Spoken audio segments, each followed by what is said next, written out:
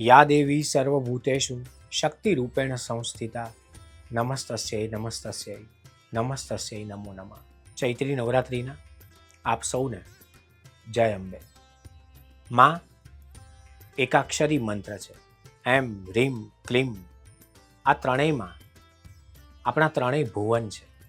સત્વ, રજસ અને તમસ છે.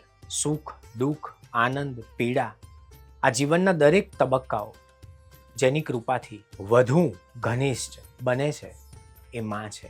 માં પાસે માત્ર વહાલ છે. એની શક્તિથી આપણે ઉર્જાન્વિત છીએ. ચૈત્રી નવરાત્રિ એ માતા સાથેની મૈત્રી કરવાના દિવસો છે.